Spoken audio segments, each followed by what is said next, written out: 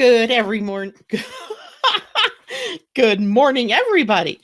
It's good to be back with you this morning. And grab your cup of coffee and sit back and let's talk about astrology and human design and whatever else comes up for us this morning. It's been an interesting morning I just realized how often I use the word interesting because I don't have another qualifier or another adjective to describe what's the magic that's happening in the mornings before I go on air or as I go on air. And, oh gosh, or what happens after I go off air. It is an interesting life. Let's just say that. Good morning, Roseanne. It's good to see you out there. And let's see, who else can I see out there that I see Gail and I see Michelle Brooks and I see Lila. Good morning, Lila. I haven't seen you in a while. Good morning, Mimi. It's great to be back. I had a really fun day yesterday. It was raining, and I swear to you, I said to the teacher when I went in there, I said, well, I know that it's going to clear up just before we get to go to play day. And sure enough, just as we were getting ready to go down to the play field, it was raining, but I could see this like band of blue out in the sky there. And by the time we actually went out there, we really only had maybe 2 minutes of rain, and then it got sunny. So we were able to play and see some really fun things. And it's always fun to hang around kids. Good morning, Jessica Hughes. Good morning, Cindy Mitchell. It's great to see you girls out there. Good morning, Michelle Gay. She says it's our play day today. Yeah. So Michelle's daughter and my grandkids are all in the same school district, but they don't go to the same school. But they're all in the same school district, and play days aren't necessarily on the same day. But yesterday was play day for Amelia and for Liliana, two of my granddaughters. And I'm not sure when the other schools in Cedro will do it, but have fun today, Michelle. I'm sure you're going to be there with her. Anyway, so let's dig into what's going on today. I hope everybody had a good day yesterday, had a happy new moon. And I realized that the moon was new, not at the time it was happening. It was probably more like 5 o'clock when I realized, oh, wow, we're in the new moon. That's when it finally hit me. I don't know if it hits you guys all at the same time. Good morning, Jennifer, my daughter. I was just saying, if you just tuned in, I was just talking about how much fun I had yesterday at Amelia's play day, Amelia and Liliana's play day. And so anyway, suddenly about 5 o'clock, it hit me, whew, we are in the new moon. And at that point in the day, the sun had come out. It was really beautiful. And it just felt like something new had been born. So I really was able to, at that point, at least tap into the feeling of the new moon. So then yesterday was Wednesday. So late Tuesday, I get this package in the mail, and it's just this little envelope, but it has these air mail stamps all over it from France. And I'm like, what is this? I don't remember. I couldn't read the name. I couldn't read the address because it was in French. And I don't remember ordering anything. So I quickly opened it thinking, well, maybe somebody is sending me a birthday gift. And sure enough, these lovely little Saturn earrings. I hope you guys can see them because they're really cute. And a zodiac necklace, which I can't wear because it's too tight on my throat. I'll have to get a longer chain. And so, but there was no sender. It said, Janet, thank you for your order. And I didn't order them. So I knew somebody had sent them to me. And indeed, it turns out to be my friend Debbie from Florida. Thank you. Mwah! I love you. And that was a wonderful gift. And so I get to wear Saturn in my ears. And eventually I'll have a longer chain for the zodiac wheel. So gifts coming from France. Gotta love the universe, right? And so here we begin this new moon circuit with things that might surprise us, things that might take us to new levels in our lives. And let's dig in and find out what that's about. I want to spend some time today on the Human Design Week, but let's get the astrology part done now. Today, the moon is in Cancer. It is at about 4 degrees of Cancer. It was there at least when I wrote the chart up this morning at 7:05 a.m. So maybe we're a degree or so further.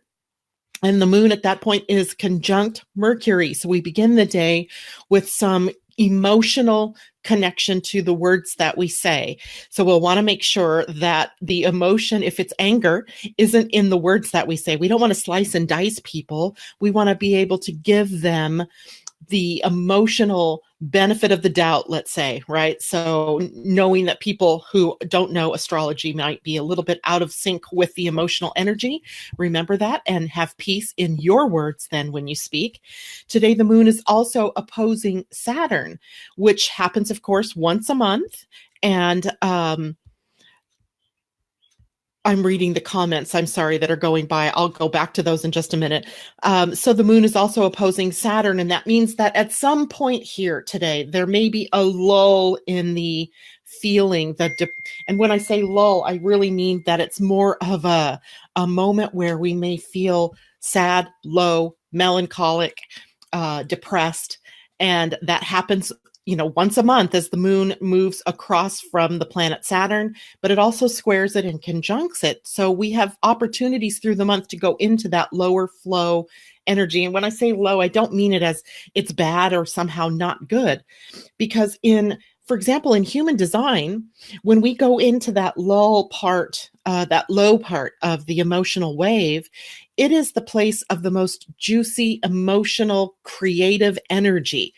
And usually what brings us out of that lull then is something new that we can play with, whether it's a new epiphany about something that we've been working on, a new opening or a doorway to something to be expressed that we didn't have access to before. So there is always a purpose to that. It's not like it's long term.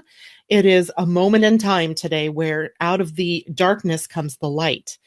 And the moon is also in a sextile, 60-degree relationship. Think positive gifts and talents and expression of those gifts and talents in a way that serves the higher good. And that might come also in an inspiring moment. It may happen out of the darker energies of the moon opposing Saturn, where, aha, I have the answer, right? So all in all, the moon brings us to some really good energies today, even though there may be, some ebbs and flows in the way that energy is expressed. What is even of more interest this week is that Venus and Mars are in an opposition. I'm not sure how I didn't catch this earlier as it was lining up. But again, things always happen in the right and perfect time. Today, Venus is sitting at 0 degrees of Leo. She's just moved into the sign of the Lion. And of course, we know that Mars is in Aquarius. And so they are lining up here for an opposition. Let's see, Mars today is at 8 degrees. So we're not quite to that Venus-Mars opposition. I mean, they're within orb, what we say orb, where they're getting closer and there is an effect. But I think what we're going to see with this Venus opposing Mars is and I'm going to say it because I know we say it often, but the rise of the feminine energy. And I think, we've been looking at this happening for many, many years. And I think it is now finally kind of, how when you light the kindling on your fire, on your campfire, it takes time for that fire to actually catch and start the bigger logs burning. Well, I think that's kind of been the story that we have been writing for the last several years, is this kindling has been started, but we haven't really gotten to the logs yet. And now we're getting to the logs. And I know there's a lot of the primaries going on around the country. And almost every time I read about one of the primaries, it's about how it's the year of the woman in politics and how more and more women are getting into the political arena. And this is the one way that we can really, as the feminine energy begins to rise and to really, begin to take her rightful place next to the masculine energy, this is one of the key arenas that we need to be in, where we have the opportunity to really put out our real values, to reassert our values into the world. And I was thinking about this morning because this is a relationship-oriented thing. If you look at the mundane world, right? This is like maybe pitting, woman against man. I mean, that's the way you could look at this, because it's an opposition, right? You've got two sides pulling, in opposite directions. And in that, it creates tension. It can create confrontation. It can create a conflict. But I want everybody to understand there really is no conflict. The conflict is false, and it is being created by the masculine energy holding on so tightly, it needs to begin to relax and allow the feminine energy to come and sit next to it.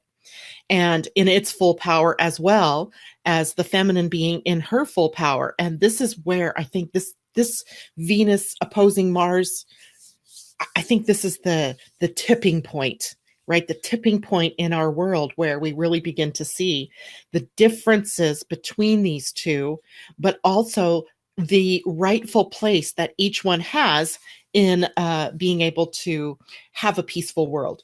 So it is always the feminine, at least in human design, we can see it's the feminine that lays down the values of the tribe, right? The tribe, the community, the country, the world, the universe, whatever it is, it's the feminine energy that builds in the values and then tells the story of those values to the progeny, right? To the offspring. And then it is the masculine's job to protect and to go out and enforce, if you will, if I can use that word, the will of the feminine. Think about a family. It's the mom that says, it's time to go do your homework. It's time to go brush your teeth, take a bath, eat, whatever it is. It's the feminine that's usually laying down that template for what the rules are in the house. And it is the father's job, the masculine's job, to see that it's carried out.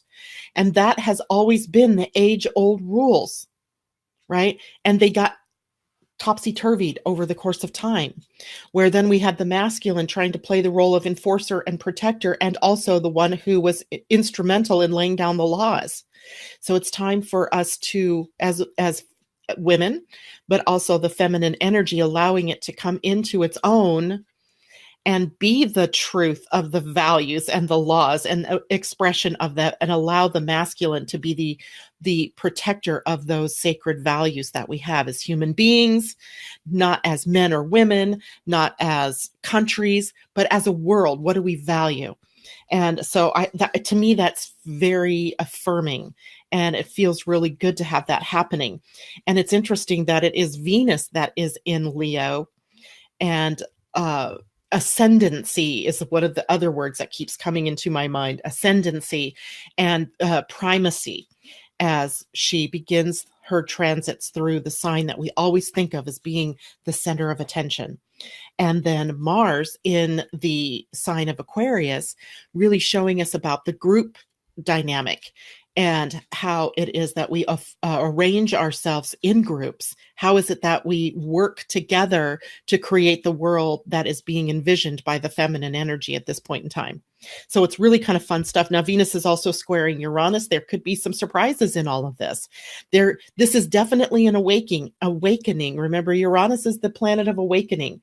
And it is sometimes that catalyst for things that happen very quickly. And so we see maybe a challenge here to being able to bring about this change, the dying gasp, perhaps, of a patriarchy that doesn't want to let go.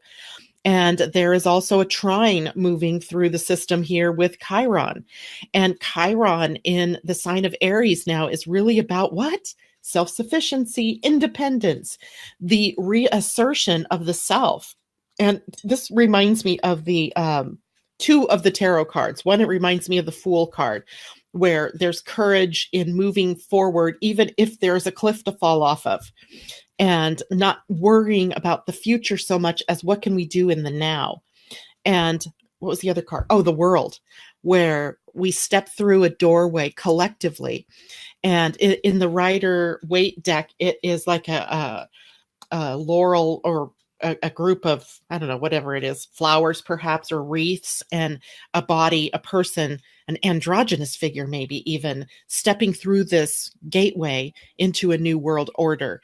And, new world order has some really tricky energy associated with it. And that isn't the way that I'm wanting this energy to be related to. But in a way, it really is a new world and the possibility for that. And of course, along with that comes all of the challenges that we will go through as we begin to assert that energy in the world.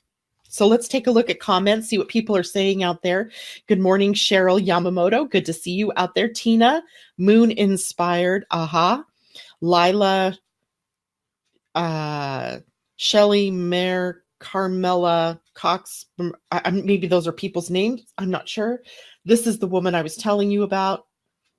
Oh, okay. Okay. So she's telling some friends that I'm the one. I don't know. Anyway, thank you if you're sharing my work, Lila. Mwah, I appreciate that. Tina, good morning. Wrestling with an idea. Let's see if I can show this here. If organizations or people aren't ready for us, for our energy, if we aren't vibrating in sync, it may not be a fit. Sigh. Yes, indeed.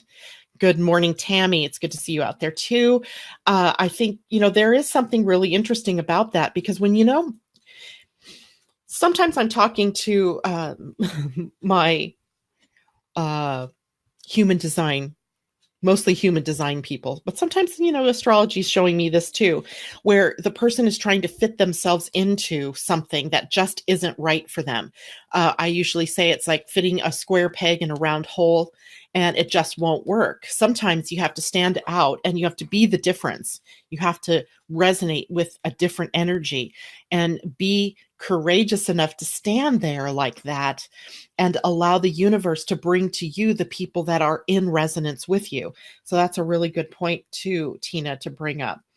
So everybody, let's see, did I catch everybody else's comments? I did. Good morning, Kristen. And so let's go on to the Human Design Week, because this to me is the week of magic. I really love this week. I love this week because when I have this really gigantic book, and I think it's called, it might be called Personology. It might not be that book. It might be a different one that talks about astrology and in terms of the weeks. And certain days fall into certain categories. And literally, this is the week of magic. And I love that because this is also the week of my birthday, and I was born in the week of magic. And what do I always love talking about? What do I love about this world? Is I love the magic. So when I began looking at the Human Design Week, as we walk into this week of magic astrologically, we walk into a week with human design where we are in connection with the galactic center, where we are in connection with what we call the super consciousness in human design, and what Richard Rudd also calls the super consciousness in the gene keys. And to super consciousness, as the sun is aligning with the galactic center over the next several days, is huge, right? Because the galactic center is the source of the energy of evolution on this planet. Not just the planet, though, for the whole of the universe. And we can consciously at this point tap into that energy that's arriving here. And thank you, everybody, saying happy birthday. It's not until next week, but I'm at the end of this week of magic. But it's okay because I still am in the week of magic. So this super consciousness energy that we are tapping into holds the key for our successful maturing as a species, our success as I don't want to use this word because it's so filled with just cliches, but we are walking into ascension, right? I don't necessarily like that word because it makes me feel like somehow there's something wrong with being rooted firmly here on this planet. But let's talk about ascension for a minute. I'm going to go backwards now through the Human Design Week and talk a little bit about Pluto, because Pluto earlier this week, I think it was the 11th, so it was on Monday, moved backwards into the gate 54, which in human design is called the gate of ambition or drive. It is the gate that begins our human journey here on the planet. But within human design is a circuit that's called the mystic circuit, or the mystical journey that we are here walking simultaneously as we are in our human form, living a physical existence. And gate 54 is the gate of enlightenment, the search for enlightenment. And along with gate 11, where the earth is sitting this week, is a search for the light, for illumination. It feels magical to us because there are so many things that we are not seeing, right? Our physical eyes don't see everything that's going on around us. But this in this particular week, there are the other realms that we can tap into easily through the super consciousness. Now, Pluto at gate 54 is holding a special place in my heart because at the lower level, this is called the gate of greed or the shadow of greed. The gift in this shadow is aspiration, right? Where we're looking forward and positing that it's possible to have another world, a different world, one based on something much more beautiful than the lower energy dynamic of greed. And the siddhi, or the highest expression in this gate, is ascension. And I want to give you Richard Rudd's definition of ascension because I loved this one. It is the alchemical transformation of matter into spiritual essence. There's no, I'm leaving this planet and going up to God. There's no, I'm, somehow being invisible on this planet Earth because I've ascended, or any of the other weird things that people talk about out there in ascension. It is literally an alchemical transformation. And recall last week when we were talking about the changes going on, unbeknownst to us, in our DNA that are transmuting and transforming and allowing more and more light coming through the DNA to be able to hold this alchemical transformation. And literally, there's not much we can do about this, right? This is happening. Whether we like it or not, whether we want it or not, this is happening. And everybody is also a part of this. Now, of course, we always have free will. I'm going to see if Roseanne's out there listening still, because she's a big one on free will. And there's always this, this tug and pull within us about what's free will versus what's fate. The evolution of this planet, the evolution of consciousness is happening. It's sort of destined or fated, if you will. The free will piece here is about how do you react to it? What do you do about it? How do you participate in it? That's where your free will lies. Because no matter what, humanity is a part of this planet, and this planet is ascending as a part of the entire solar system that is ascending, the part of the universe that is ascending. And Roseanne says, oh yes, I'm free spirit always. So our free will here is about what do we do about this? How do we take this aspiration for a better world, and what do we do with it? How do we play our part in it? That's a question I keep asking myself over and over again over these last few weeks, is that if I have a definite set of gifts, and so do you. And I have set talents, and I came here with these. You came here with these talents and these gifts, and what are you doing with them? That's the question, right? How am I serving the higher energy of evolution on the planet? And that's the question here. And Richard shares in the book that there was they did a study on some of the more evolved spiritual seekers on this planet over the course of time. And quite a few of them had gate 54 as one of their prime gifts, the prime gifts being your incarnation cross in your human design chart. So if you have your human design chart and you see that you have the conscious line sun, the unconscious line earth, the unconscious sun, and the unconscious earth, those 4 gates or those 4 gene keys make up your incarnation cross or your prime gifts. So there's a lot of focus with those things. In fact, the entire journey through the gene keys begins with the activation sequence, which is made up of those 4 gates or of those 4 gene keys.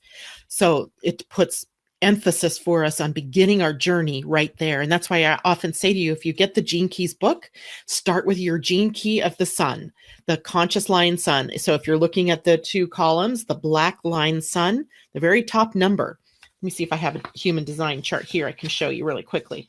Yeah, I'll show you the chart of just now. I printed this up this morning. So, this isn't going to be a good one.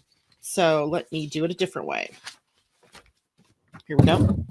So these 4 numbers over here, right? That one right there is the primary one that we're looking at. Then we have the conscious line earth, and then, this way, the unconscious sun and the unconscious earth. Those 4 make up your prime gifts. And it is in those prime gifts that your talents lie. right? Your gifts lie. Your purpose lies. So if you undertake a contemplation of those four things, those four gene keys, you will really begin to understand who you are and what you're here to do. And gate 54 right now is giving us that push, right? Pluto's empowerment. It takes us through the dark and brings us out into the light. And then we might have to go back through that dark and we have to come back out into the light. And this is a process of empowering ourselves to be our authentic selves, to live from that place. So Pluto sometimes gets a bad rap because he's the lord of the underworld, but in the underworld lies the gifts, and our gifts lie, the truth of our gifts lie in that incarnation cross. So we already know Mars at gate 19, reminding you that that is about sacrifice. So we have another message here going on with planet Mars about what is it we are here to do? How is it we are here to serve, right? If you have, and remember Mars is conjunct the South Node. Well, Venus is now getting ready to conjunct the North Node. Isn't that interesting, right? So we have more of this, another layer of this dynamic where the axis of destiny or the axis of our life purpose is being triggered to really claim who it is that we're meant to be and to do the things that we're here to do. So remember, the South Node is the cup that holds all of your gifts and your talents and your experiences of this lifetime and all of your lifetimes that you're meant to use in this lifetime in a manner that pushes you toward the North Node. And the North Node then is about your destiny. It is about how do I now use those gifts and talents, and how do I use them to serve in the highest way possible. And so we have another influence going on in the background because the North Node and now Venus are sitting at the gate 31. And the gate 31 is a gate that we know of as leadership, but this is humble leadership. This isn't I go out into the world as my narcissistic self and tell everybody what they're going to do and play games with everybody, as we know who is doing at various times in his career as the president of the United States. But it is about being humble in your leadership, for having people look to you for direction, to look to you for the way of behavior. And we've got a lot of work to do here, right? Who are we looking to as a leader now? Well, I think that it's time we all look within for our own guidance and leadership and how it is that we are going to use our gifts and talents in the world. And humble leadership leads us to influence.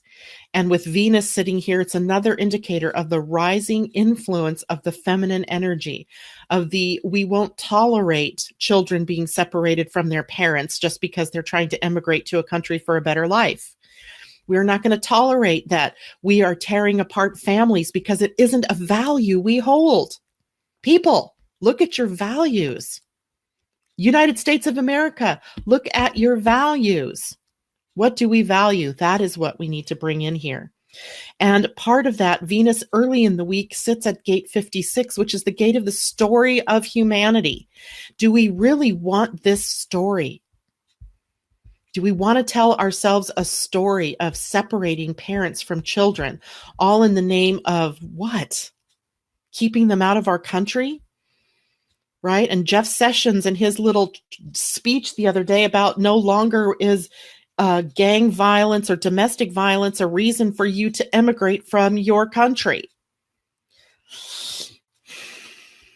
I don't know. I don't know that aligns with our values. I think there's a better way. Now, I'm not saying we should just let every person into this country. I'm not saying that.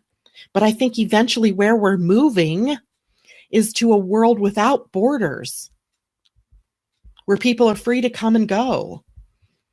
That might be utopian, and that may not happen in this lifetime for us, but it's certainly a possibility of where we head, especially when Pluto begins its move into Aquarius as we get into 2023. That seems so far away from now, but literally it's only about 6 years from now. So the world is in change, and this is a week for us to tap into the role, the part that we have to play in that change, in that transformation, or in that alchemical transformation of matter into spiritual essence known as ascension. It's an awesome week.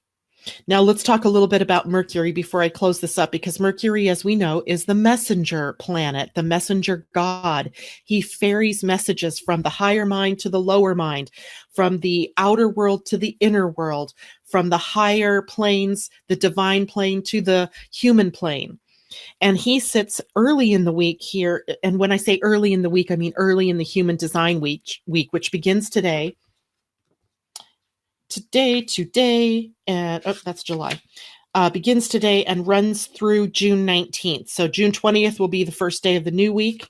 And so during this time, he's sitting early at gate 52, which is called the gate of stillness.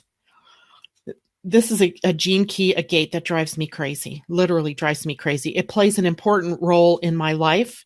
And yeah, this is my deep contemplation as of late. Stillness. What does that gate mean? What does stillness mean? Because stillness is lower expression, is the feeling of being stuck. And boy, have I felt that lately. That just keeps coming up, and not sure what to do with that one yet, because I'm still in contemplation of that. So here's Mercury ferrying messages. Hey, maybe that means I'll get the answer that I've been waiting for about that energy. And out of that energy of being stuck or stillness arises Mercury's messenger position in the gate of provocation. I had to shake my head with that one and go, why does 52 get followed by gate 39, which is provocation? Well, I'll tell you why. Because provocation brings liberation. It's provocation at the lower level, and it's liberation at the highest level, freeing ourselves. And gate 39 sits in opposition to gate 55. I'll show you again in our little chart. I don't know why I always put that chart away, because then I got to look for it again. So here's the energy I'm talking about. We have provocation. So gate 52 sits here on the root center, right? Gate 52, and it's leading up to the sacral, but it's not on the sacral. It's sitting here. And then gate 39 is also here on the root center, and it is moving up toward gate 55 over here in the emotional center. Gate 55 is the gate of abundance in spirit. It says that we all have intrinsic value, and that abundance isn't something that we do or that we work for. It is there. It is in our emotional makeup, right? So provocation is leading us over to abundance. It is leading us. So provocation shows us where we're being victims. The highest level expression in provocation, the gate of provocation, is liberation. And liberation leads us to the highest expression of gate 55, which is freedom. Yay. So there's a lot going on here, so much on the subtle for us to contemplate this week, as this is a magical week, right? Connected to super consciousness. So look deeper into what these energies mean for you.